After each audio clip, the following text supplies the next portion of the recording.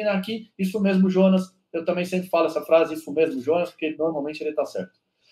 Vamos lá, voz da consciência. Vamos para o próximo aqui. Músculo reator e, para piorar, ainda esse tal de concêntrico. O que é o músculo reator? Ele tem a ver com aquela lógica que eu falei, que a gente não cria movimentos a partir do nada, mas a gente reage a partir dos movimentos que estão acontecendo, a partir dos drivers que estão acontecendo, a partir das forças físicas que estão interferindo, agindo no meu corpo. O meu músculo vai ser um reator. Então, ele não é mais o ator do processo. Então, aquela lógica de... como é que era? Sinergista, agonista, antagonista, sinergista, ela cai por terra nessa hora. É tudo sinergista. É todo mundo trabalhando para que o movimento seja mais funcional possível em 3 planos. E aí entra o tal do econcêntrico. O que é o econcêntrico?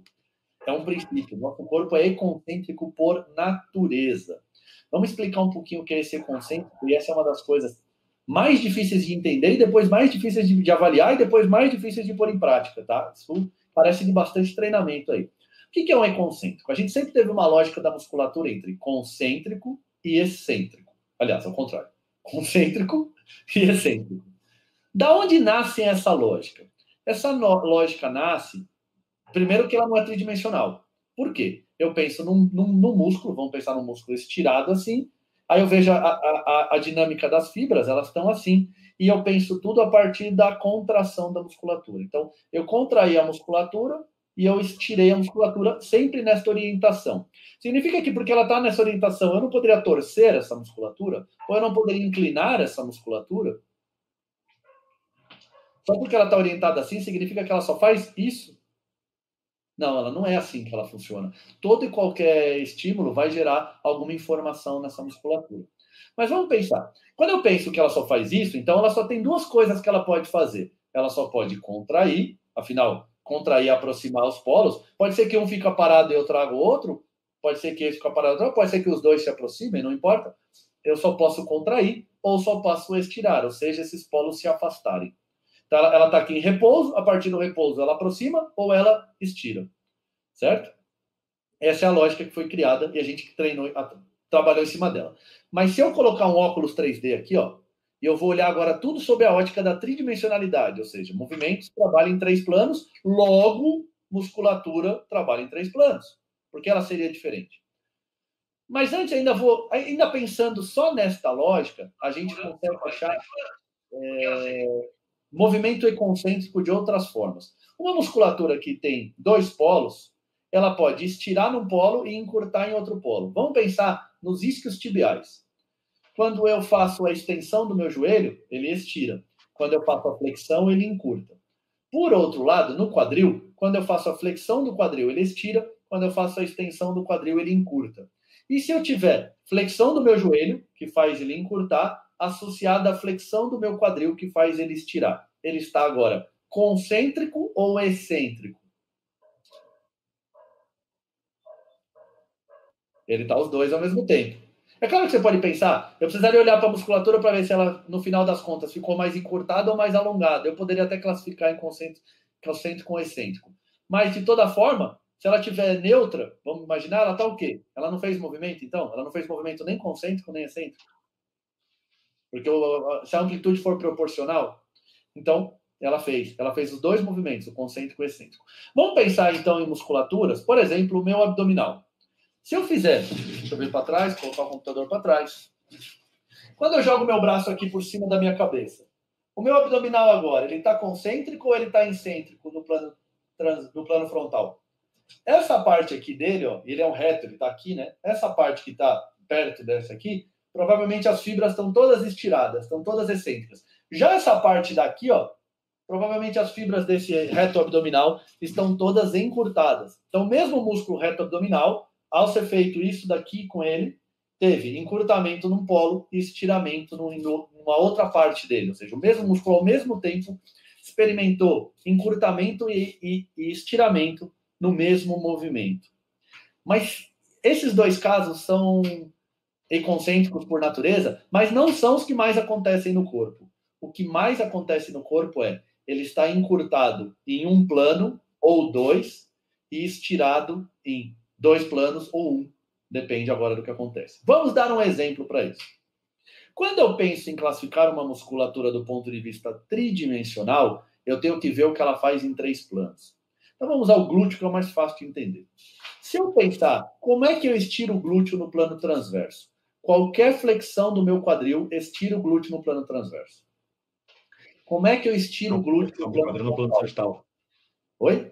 Flexão no plano sagital. Qualquer flexão do quadril, estiro o glúteo no plano sagital. Como é que eu estiro o glúteo no plano sagital, então? Qualquer flexão do quadril. Como é que eu estiro o glúteo no plano frontal? Qualquer adução do meu quadril, estiro o glúteo no plano frontal.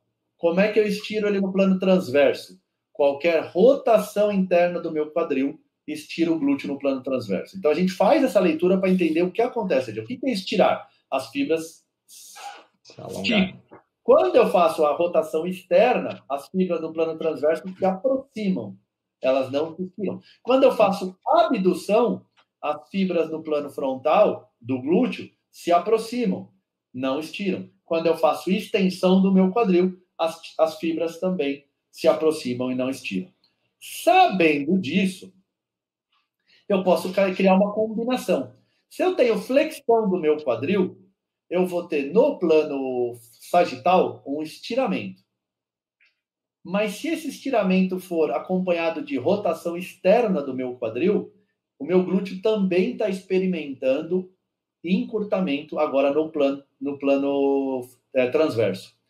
E no plano frontal? Se ele tiver em abdução, ele está experimentando encurtamento. Se ele tiver em adução, ele está experimentando estiramento. E ele também pode estar em neutro, não está experimentando porra nenhuma no plano frontal.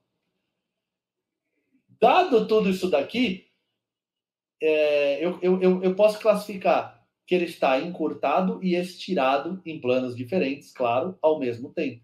Isso torna essa contração, a gente chama essa contração de econcêntrica. É os dois ao mesmo tempo. E de excêntrico, concêntrico de concêntrico mesmo.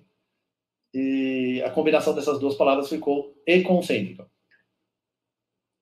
A gente só esqueceu ainda que eu estou pensando assim na contração do meu quadril, e eu estou pensando em movimentos que são muito claros de ver, por exemplo. Eu abaixo o meu tronco e abro e rodo os pés para fora. Então, rodei o pé para fora, o meu glúteo está em contração concêntrica, flexionei o meu tronco e o meu glúteo agora experimentou excêntrico no sagital.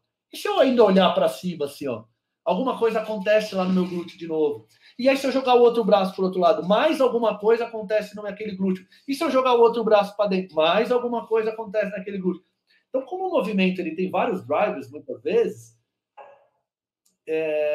fica difícil até eu saber em que ele está. Então, o nosso corpo ele é concêntrico por natureza.